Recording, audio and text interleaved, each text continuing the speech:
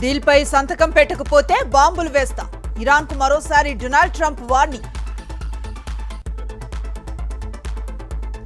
ఎస్ఐఆర్లో TDP అక్రమాలకు పాల్పడుతోందన్న శైలజానాథ్.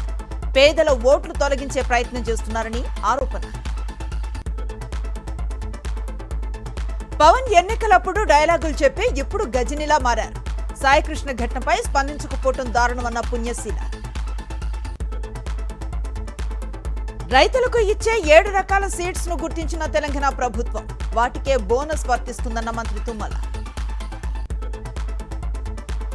రేపు తెలంగాణ సచివాలయంలో అనధికారిక కేబినెట్ భేటీ. రైతు భరోసా నిధుల విడుదల, సీడ్స్ పంపిణీపై చర్చ. రౌడీయిజం చేయటం మంచిది కాదన్న నలపరెడ్డి ప్రసన్న కుమార్ రెడ్డి. తాము మొదలు పెడితే తట్టుకోలేరంటూ కూటమి నేతలకు హెచ్చరిక.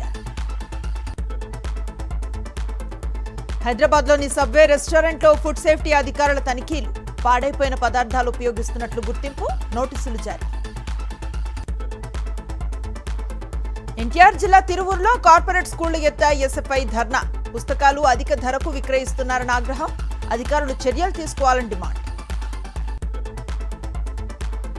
సంగారెడ్డి జిల్లా పటాన్చెరులో ఆర్టీఏ అధికారుల తనిఖీలు. ఫిట్నెస్ లేని స్కూళ్లు, కాలేజీల బస్సులు సీజ్. అంతర్జాతీయ డ్రగ్స్ ముఠా గుట్టురట్టు చేసిన అనకాపల్లి పోలీసులు. 5 అరెస్ట్, కోటి విలువ చేసే గంజాయి స్వాధీనం. నల్గొండలో ఓ వ్యక్తిని కిడ్నాప్ చేసి హత్యాయత్నానికి పాల్పడ్డ దుండగులు. తీవ్ర గాయాలతో దుండగుల చెర నుంచి తప్పించుకున్న బాధితుడు. శ్రీ సత్యసాయి జిల్లా మడకసిరలో మున్సిపల్ కార్మికుల నిరసన. పెండింగ్ వేతనాలను వెంటనే చెల్లించాలని డిమాండ్. మెదక్ జిల్లా తుఫ్రాన్లో దొంగల బీభత్సం. నెల వ్యవధిలో 5 చోట్ల చోరీలు, భయాందోళనలో స్థానికులు. టెలిగ్రామ్ పై కేంద్రం నిషేధం విధించడాన్ని తప్పుపట్టిన రాహుల్ గాంధీ. తర్వాత వాట్సాప్ ను బ్యాన్ చేస్తారా అని నిలదీశారు.